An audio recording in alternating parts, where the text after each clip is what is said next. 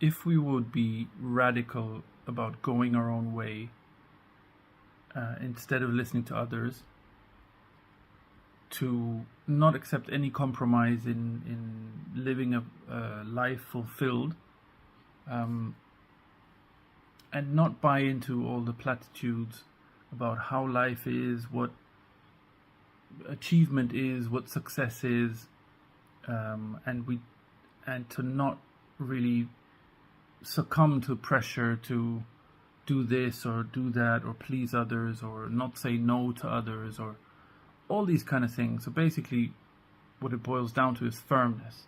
If that was intact, then the freedom that we think we're looking for would cease to become an objective. It would be clear that that's all there is. But the willingness to compromise, the constant sort of juggling of priorities, and what if going on my way makes me lonely? What if it pits me against society? All kinds of scenarios are invented. All kinds of fears are played out, none of which ever really manifest. All kinds of reasons are given about the suffering in the world, and all kinds of excuses are made, one after the other, for why we would not fully embrace life. And if we were to fully embrace life, then there would be no question of freedom. That would just be, there would be no veil over it. It is already everything there is, and there would be no conflict about it. The only reason that this juxtaposition of, oh, well, I understand all the theory, but it's not really happening for me or whatnot, or other people are, why does it happen to someone else but not to me, has to do with this lack of firmness. It has to do with the investment in certain self-images that we have about ourselves. So positive self-images that we don't want to let go of, which involve pride and are often or mostly a defense mechanism against the lack of self-worth that we feel. So we build up positive self-images to compensate. So to the degree that we feel negative about ourselves, we try to compensate it by fill in the void by cultivating some, even for whole lifetimes, some kind of special image of ourselves as the good person, or any kind of, could be any variation of positive self-images, or negative self-images, the endless self-pity, the one who, no one suffers like I do, and no one's has lived the pain that I have, and all this stuff. So it can be positive or negative. So this activity of creating self-images always has to do with, it is kind of the hook that keeps us in this parallel reality, let's say, this false reality, whereas the true quote-unquote reality is just freedom and nothing else. It's the essence of everything. It is everything. So what it comes down to for us is to live a life fulfilled, meaning to live life to the fullest. That would mean realizing, bringing to fruition whatever individual or unique talents and abilities and desires and passions and everything that each individual life form has. Each individual life form is completely unique, and for that to come to its full expression, that's the normal course of life. So from let's say from seed to fruit, the whole cycle of life is for the expression of that uniqueness. So whatever is the blueprint for that to really come to fruition. And if we think for a second about that, about our own individual human life, it's very obvious that most of the time it doesn't come to fruition. So in 90% of humans, you could say this life isn't fulfilled in a sense.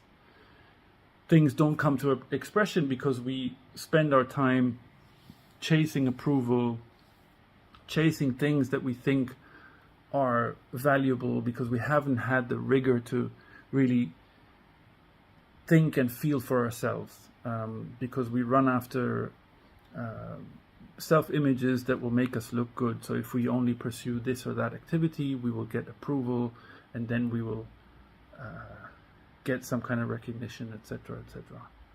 It goes on and on. There's no end to this sort of ego drama, let's say. So someone can pretend all they want to be free or to have had some kind of awakening, but all that is really is that they've been shown something, you could say, by the grace of what is, by the grace of the cosmos. It's like a form of nourishment. So something comes to help us see something crucial. It comes as a gift, but what we do is that we appropriate it to make us look special. So now I've had some non-dual insight, and now I'm an expert about non-duality, and now I can hopefully feel good about myself if I get other people to follow what I say and to see me as someone who has become free. So that's all nonsense, and it's a shame, because what the word non-duality points to is much simpler than all that. And the pretense of having achieved something is the subtlest of flatteries. So we can actually convince ourselves that we've become quote unquote enlightened when no such thing really exists. The only state, let's say, of freedom, it's not really a state, but I don't know what else to say right now, is one that is already there by default. So it's how we're born. It's like babies are free.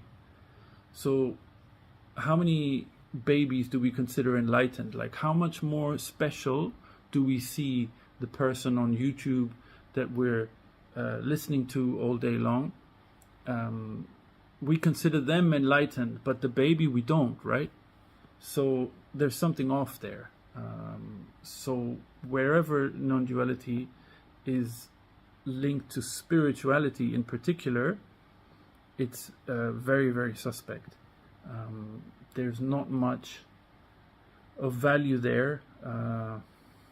So non-duality is something very simple. It just says that there are not two things. So you could say it's a factual thing, but that doesn't imply some kind of secret knowledge or some kind of,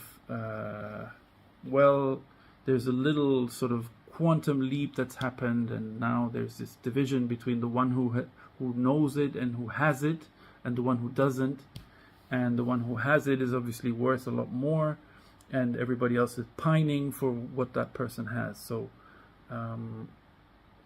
to have a little bit of rigor about this stuff and to really see what's really going on, because the biggest flattery is the one that says that I have achieved enlightenment,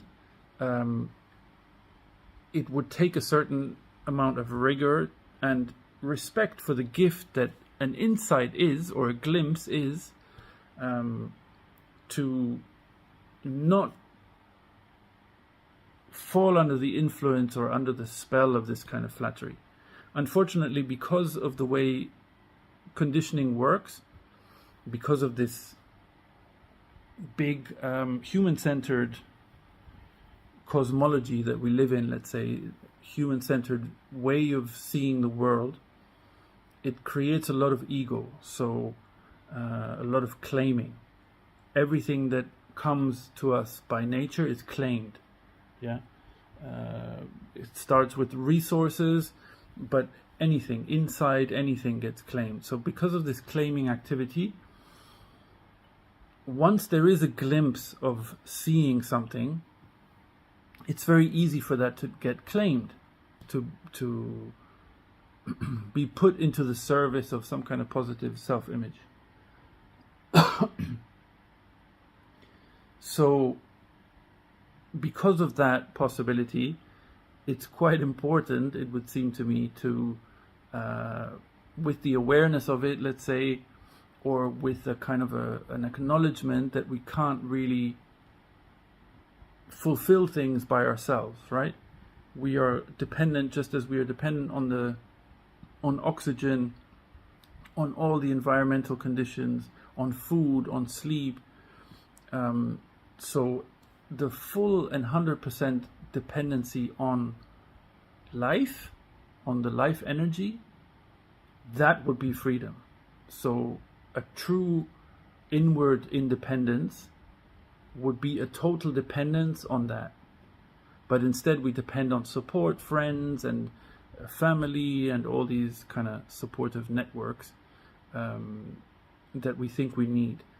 So until that's not clear and firm, there isn't more than a little bit of sort of intellectual stimulation that will happen, and certain emotional dynamics which will say, oh, this is so nice and this is so beautiful, and oh, it would be nice if this could be so, but so and so and so.